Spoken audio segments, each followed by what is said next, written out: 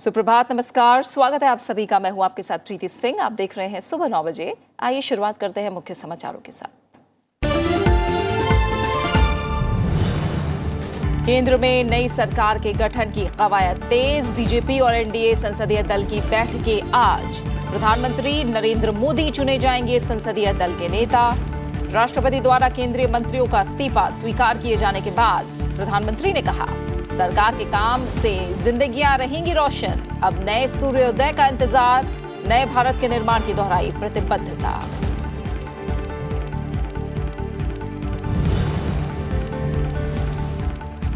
लगातार दूसरी बार चुनाव में करारी शिकस्त की वजहों पर मंथन के लिए कांग्रेस कार्य समिति की बैठक आज। राहुल गांधी कर सकते हैं इस्तीफे की पेशकश। राज बब्बर का यूपी प्रदेश अध्यक्ष, निरंजन पटनायक का ओडिशा प्रदेश अध्यक्ष और एच.के. पाटिल का कर्नाटक कांग्रेस प्रचार समिति के अध्यक्ष पद से इस्तीफा। पश्चिम बंगाल में चुनाव नतीजों पर पार्टी नेताओं की आपात बैठक में ममता बनर्जी भी आज करेंगी मंथन।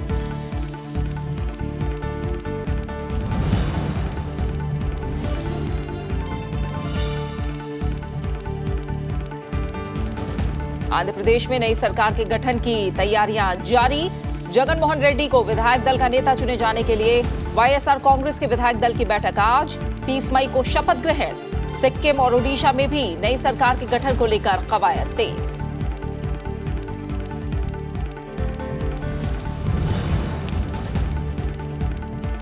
सूरत में भीषण आग हादसे में 20 छात्रों की मौत के बाद एक्शन में राज्य सरकार। स्कूल, कॉलेज और कोचिंग संस्थानों के फायर सेफ्टी ऑडिट के दिए आदेश। अस्पताल, मॉल और दूसरी वाणिज्यिक इमारतें भी ऑडिट में होंगी शामिल। मुख्यमंत्री के निर्देश के बाद हादसे की जांच जारी। कोचिंग सेंटर के मालिक समेत 3 लोगों के खिलाफ एफआईआर दर्ज।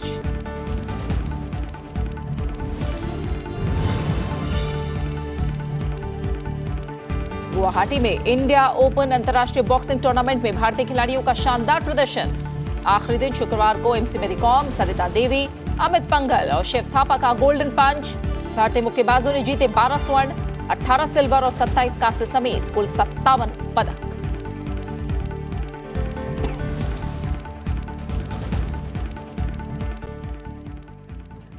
लोकसभा चुनाव में बीजेपी के नेतृत्व वाले एनडीए की रिकॉर्ड जीत के बाद नई सरकार के गठन की प्रक्रिया शुरू हो गई है।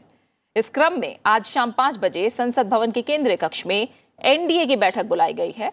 बैठक में उद्धव ठाकरे, रामविलास पासवान समेत सभी एनडीए के नेता और सांसद रहेंगे। इस बैठक में भी नरेंद्र मोदी को एनडीए का नेता चुना जाएगा। बैठक के बाद नरेंद्र मोदी अपने घटक दलों को संबोधित कर सकते हैं। बैठक में नई सरकार के गठन के स्वरूप को लेकर चर्चा होने की भी उम्मीद है। 17वीं लोकसभा के चुनाव में प्रधानमंत्री नरेंद्र मोदी की अगुवाई में एनडीए को ऐतिहासिक जीत हासिल हुई है।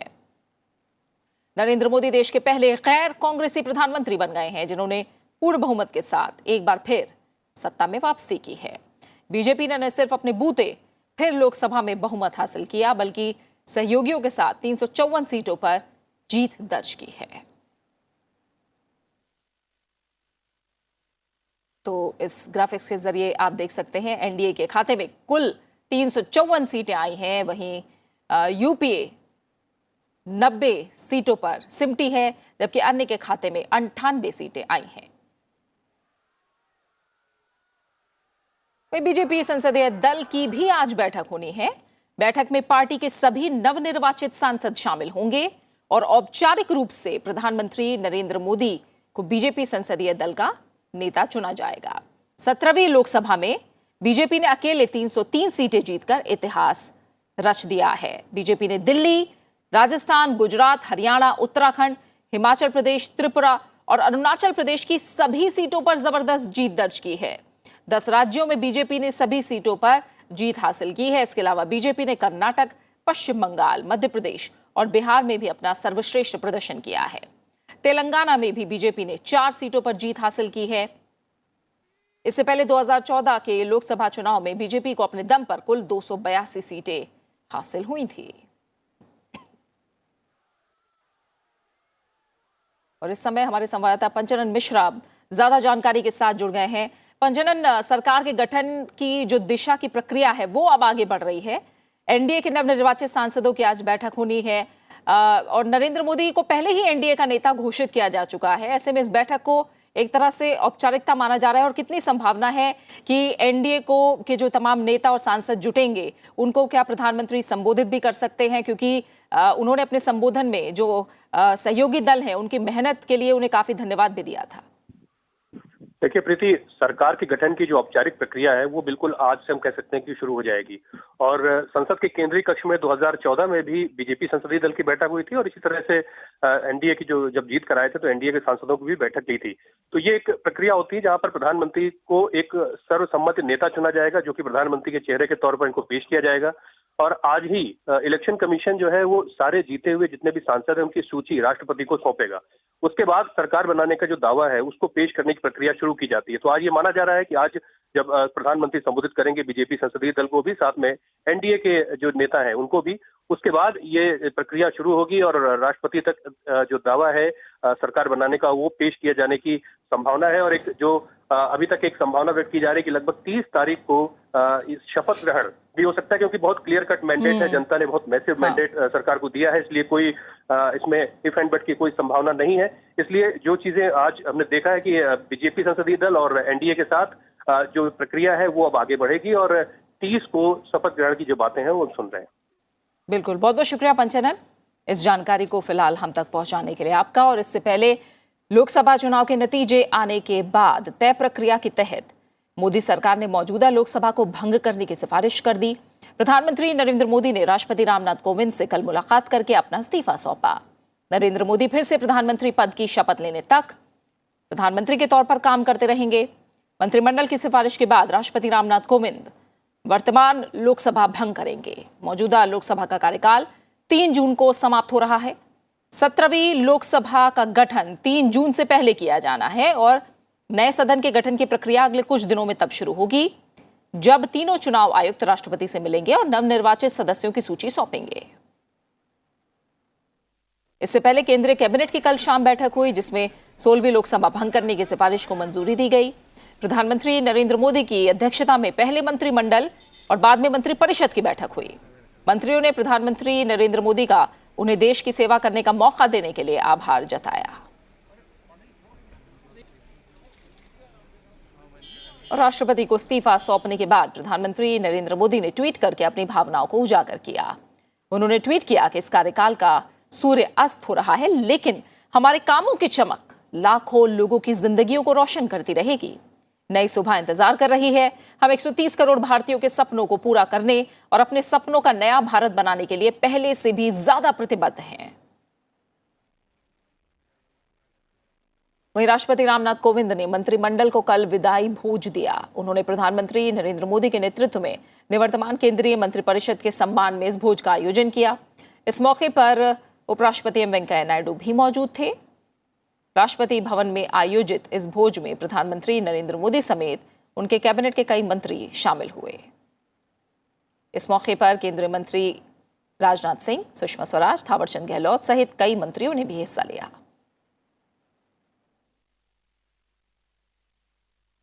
दूसरी तरफ कांग्रेस ने भी आज दिल्ली में पार्टी कार्य समिति की बैठक बुलाई है। बैठक में कांग्रेस के शीर्ष नेता लोकसभा चुनाव में पार्टी की हार के कारणों पर मंथन करेंगे। बैठक में यूपीए अध्यक्ष सोनिया गांधी, पूर्व प्रधानमंत्री मनमोहन सिंह, पार्टी अध्यक्ष राहुल गांधी, महासचिव प्रियंका गांधी समेत कई वरिष्ठ नेताओं के शामिल होने की उम्मीद है। बैठक में कांग्रेस अध्यक्ष राहुल गांधी इस्तीफे की पेशकश कर सकते हैं। इस बार भी लोकसभा चुनाव में कांग्रेस को करारी हार का सामना करना पड़ा है। कांग्रेस अध्यक्ष राहुल गांधी खुद उत्तर प्रदेश के अमेठी से अपनी सीट बचाने में नाकाम रहे। उन्हें केंद्रीय मंत्री और बीजेपी उम्मीदवार स्मृति ईरानी ने करारी शिकस्त दी है।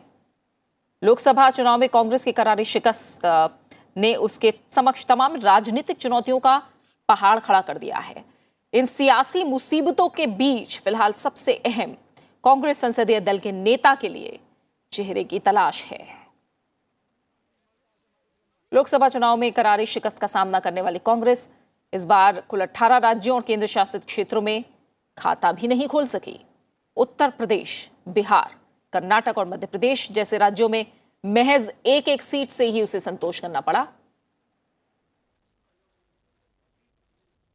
कांग्रेस आंध्र प्रदेश, हरियाणा, गुजरात, हिमाचल प्रदेश, जम्मू कश्मीर, उत्तराखंड, त्रिपुरा, अरुणाचल प्रदेश, मणिपुर, नागालैंड, मिजोरम, दिल्ली, सिक्किम, राजस्थान, चंडीगढ़, दादरा नगर हवेली, दमन दीव, लक्षद्वीप में एक भी सीट नहीं जीत पाई है।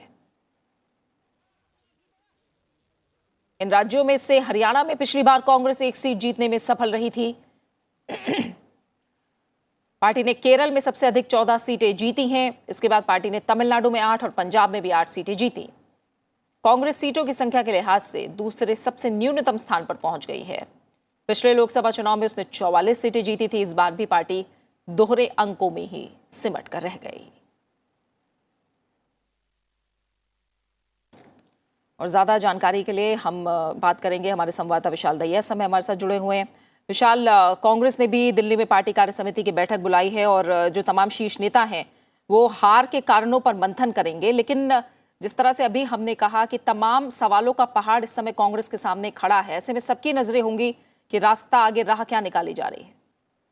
जी बिल्कुल, देखिए काफी महत्वपूर्ण बैठक इसे माना जा सकता है। कांग्रेस के नजरिए से अगर देखा जाए तो कांग्रेस कार्य समिति जो है वो सबसे बड़ी समिति है कांग्रेस पार्टी में, फैसला लेने वाली सबसे हाईएस्ट बॉडी जिसे कहा जाता है। इसमें सभी वरिष्ठ नेता मौजूद रहते हैं।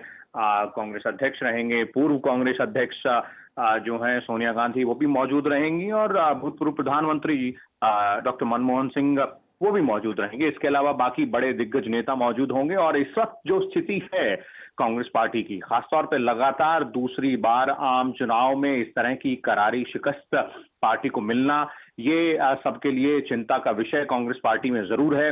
और किस तरह से आगे का रास्ता निकाला जाए उससे पहले शायद कांग्रेस पार्टी के जो नेता हैं वो इस बात का सवाल का जवाब ढूंढने की शायद जरूर कोशिश करें कि क्या वो कारण रहे जिससे पार्टी को ये करारी शिकस्त मिली और किस तरह से उन कारणों को सुधारा जा सकता है। ये 2-3 बड़े सवाल रहेंगे। कुछ जिस तरह की खबरें आ रही हैं कि पार्टी के जो आला नेता हैं, खासतौर पे उन राज्यों में जहां पार्टी को करारी शिकस्त मिली है वहां से इस्तीफे की पेशकश हुई है।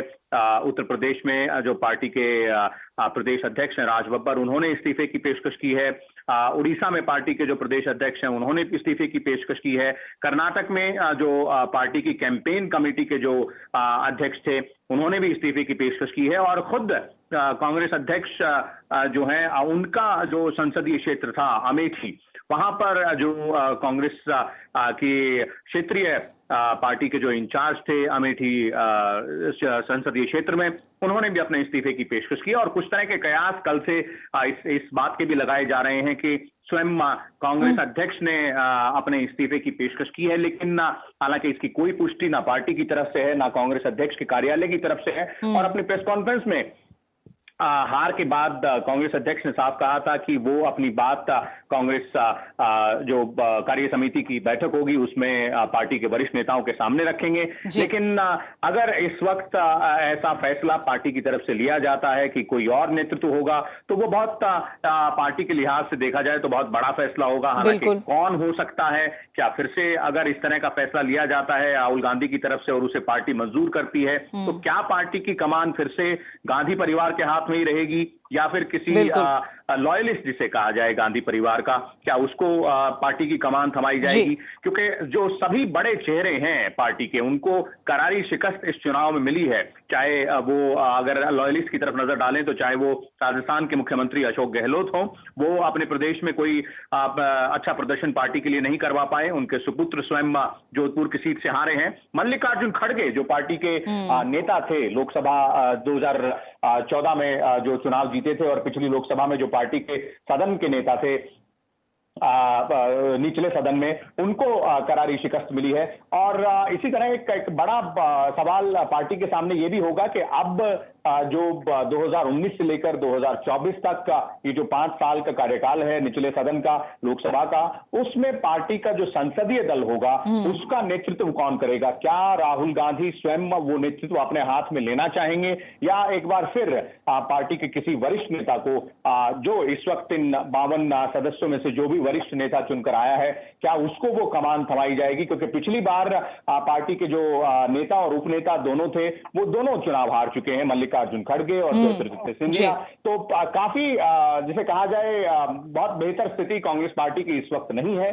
और आपने ठीक कहा, कई तरह के सवाल हैं, कोई बड़ा कोई छोटा, लेकिन इन सब सवालों का जवाब ढूंढने के लिए 11 बजे आज जो बैठक होगी और उसके बाद जिस तरह के फैसले आएंगे, शायद उससे हम अंदाजा लगा पाएं कि किस रास्ते पर जो मुख्य विपक्षी दल है वो इस वक्त चल पड़ा है। जाहिर तौर पर विशाल, जैसे आपने एक एक पहलू बताया, सियासी मुसीबतों के बीच ये जो तमाम सवाल उठ के आ रहे हैं, उनका क्या जवाब निकालती है कांग्रेस पार्टी, देखना होगा। आज की बैठक इन्हीं मायनों में काफी अहम है। फिलहाल बहुत बहुत शुक्रिया विशाल आपका इस तमाम जानकारी को हम तक पहुंचाने के लिए। 17वीं लोकसभा चुनाव के नतीजे सामने आ गए हैं और एक बार फिर प्रधानमंत्री नरेंद्र मोदी की अगुवाई में बीजेपी ने पूर्ण बहुमत हासिल किया है। लेकिन 16वीं लोकसभा की तरह ही इस लोकसभा में भी विपक्ष के नेता का पद किसी विपक्षी दल को नहीं मिलने की संभावना है, क्योंकि 17वीं लोकसभा में एक बार फिर किसी विपक्षी दल को नेता प्रतिपक्ष के लिए जरूरी 55 सीटें हासिल नहीं हुई हैं। संसदीय परंपरा में नेता विपक्ष का पद काफी अहम होता है। संसद के दोनों सदनों, लोकसभा, राज्यसभा के साथ ही विधानसभाओं में नेता प्रतिपक्ष सरकार के कामकाज पर नजर रखने वाले विपक्ष का चेहरा होता है। संविधान में नेता विपक्ष का प्रावधान है, जिसके मुताबिक सदन में विपक्ष का वो दल जिसके पास कुल निर्वाचित सदस्यों में से 10% संख्या है, उसे ही नेता प्रतिपक्ष के नेता के तौर पर मान्यता मिलती है। 16वीं लोकसभा की तरह 17वीं लोकसभा में भी किसी भी विपक्षी दल को नेता विपक्ष पद के लिए जरूरी 55 सीट हासिल नहीं हुई हैं। विपक्षी दलों में कांग्रेस ने सबसे ज्यादा 52 सीटें हासिल की हैं। ऐसे में लोकसभा में एक बार फिर नेता विपक्ष का पद खाली रह सकता है। लेकिन कुछ जानकारों का मानना है कि salary and allowance of leader of opposition in parliament act 1977 में कहीं भी लीडर ऑफ ऑपोजिशन के लिए 10% सीट होने की अनिवार्यता नहीं है। इसी को आधार बनाकर कई बार सदन में सबसे बड़े विपक्षी दल को नेता विपक्ष का पद दिया गया। सत्ता पक्ष की नीतियों की तर्कसंगत तरीके से आलोचना के साथ ही कई महत्वपूर्ण संवैधानिक पदों की नियुक्ति प्रक्रिया में प्रतिपक्ष के नेता का होना जरूरी होता है। विरोधी दल के नेता को वो सभी सुविधाएं मिलती हैं जो एक कैबिनेट मंत्री को मिलती हैं। लेकिन ये पहली बार नहीं है कि लोकसभा में प्रतिपक्ष का कोई नेता नहीं है। आजादी के बाद 1952 से लेकर 1969 तक लोकसभा में कोई प्रतिपक्ष का नेता नहीं था। 10% की अनिवार्यता के चलते 9वीं और 10वीं लोकसभा में भी नेता प्रतिपक्ष का पद खाली रह गया था। Bureau report, Rajya Sabha TV. और लोकसभा चुनाव 2019 के नतीजे आने के बाद पश्चिम बंगाल में ममता बनर्जी की अगुवाई वाली तृणमूल कांग्रेस को भी बड़ा झटका लगा है और बीजेपी ने राज्य में शानदार प्रदर्शन करते हुए 18 सीटें हासिल की हैं। वहीं टीएमसी अपने पिछले प्रदर्शन को नहीं दोहरा सकी है। टीएमसी को इस बार महज 22 सीटों से ही संतोष करना पड़ा है। इस बार के लोकसभा चुनाव में टीएमसी को अपने गढ़ में भी बीजेपी से शिकस्त झेलनी पड़ी है। अब मुख्यमंत्री ममता बनर्जी ने नतीजों के बाद पैदा हुए हालात पर चर्चा के लिए अपने नेताओं की आज बैठक बुलाई है। बैठक में पार्टी के सभी बड़े नेताओं को मौजूद रहने के निर्देश दिए गए हैं। माना जा रहा है कि इस बैठक के दौरान लोकसभा चुनाव में पार्टी के प्रदर्शन पर चर्चा होगी। बैठक में टीएमसी विधायकों को भी बुलाया गया है। राज्य में 2 साल बाद यानी 2021 में विधानसभा चुनाव होने हैं और बीजेपी के उभार को देखते हुए टीएमसी की चिंताएं बढ़ रही हैं। सीपीएम की दशकों पुरानी सत्ता को 2011 में खत्म करने के बाद बंगाल में टीएमसी को बीजेपी से लगातार कड़ी चुनौती मिल रही है। पंचायत चुनाव में भी बीजेपी मुख्य विपक्षी दल के तौर पर उभरी थी। वहीं लोकसभा चुनाव के बाद चेन्नई में भी बैठकों का दौर जारी है। डीएमके संसदीय दल की बैठक बुलाई गई है। बैठक में डीएमके संसदीय दल के नेता का चुनाव होने की उम्मीद है। पार्टी ने इस बार लोकसभा चुनाव में शानदार प्रदर्शन किया है और 23 लोकसभा सीटों पर जीत हासिल की है। लोकसभा में संख्या बल के मामले में डीएमके तीसरी सबसे बड़ी पार्टी रहेगी। वहीं आंध्र प्रदेश में नई सरकार के गठन की तैयारियां जोरों पर हैं। आंध्र प्रदेश में हुए विधानसभा चुनाव में सत्ता परिवर्तन हो गया है और वाईएसआर कांग्रेस ने बहुमत के साथ प्रचंड जीत हासिल की है। इस बीच आज वाईएसआर कांग्रेस ने संसदीय दल की बैठक बुलाई है। बैठक में जगन मोहन रेड्डी को विधायक दल का नेता चुना जाएगा। वहीं 30 मई को राज्य के मुख्यमंत्री पद की वो शपथ लेंगे। 175 विधानसभा सीटों में से वाईएसआर कांग्रेस ने 151 सीटों पर जीत हासिल की है, जबकि सत्तारूढ़ टीडीपी को करारी हार का सामना करना पड़ा है। पार्टी को महज 23 सीटों पर जीत मिली है। वही बात सिक्किम की करें तो यहां भी लोकसभा के साथ विधानसभा चुनाव हुए और नई सरकार के गठन की कवायद यहां भी तेज हो गई है। सिक्किम क्रांतिकारी मोर्चा के विपक्षी नेता प्रेम सिंह तमांग के नेतृत्व वाली एसकेएम पार्टी ने 17 विधानसभा सीट जीतकर स्पष्ट बहुमत हासिल किया है। सत्तारूढ़ एसडीएफ को 15 सीटें मिली हैं। 32 सीटों वाली सिक्किम विधानसभा में बहुमत की सरकार बनाने के लिए कम से कम 17 सीटों की आवश्यकता है। नया मुख्यमंत्री कौन होगा यह अभी स्पष्ट नहीं है। कयास लगाए जा रहे हैं कि पार्टी अध्यक्ष और पूर्व मंत्री प्रेम सिंह तमांग नए मुख्यमंत्री हो सकते हैं।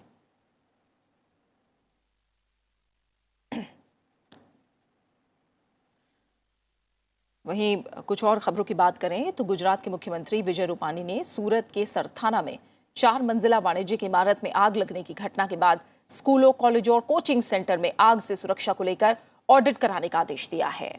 घटनास्थल का जायजा लेने के बाद मुख्यमंत्री रूपानी ने कहा कि ऑडिट में पता लगाया जाएगा कि राज्य में शैक्षणिक संस्थानों में आग की घटना से बचाव के लिए समुचित उपकरण और सुविधाएं हैं या नहीं।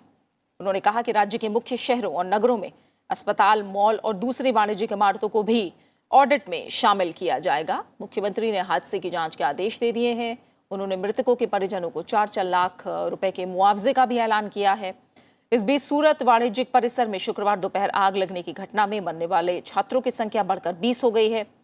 इस बीच कोचिंग सेंटर के मालिक समेत 3 लोगों के खिलाफ एफआईआर दर्ज कर ली गई है। राज्य सरकार ने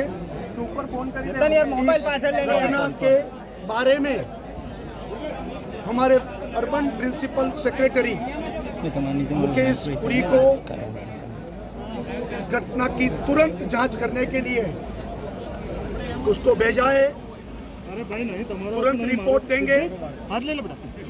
सभी मृतक उनके परिवारों के लिए फूल की पंखड़ी यानी कि 4 लाख रुपया उसको सहायता देने का भी फैसला कर लिया है।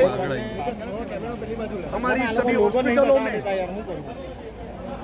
घायल लोगों के लिए फ्री सारवार और जो कुछ आवश्यक खर्च हो उसके लिए भी राज्य सरकार खर्च करेंगे।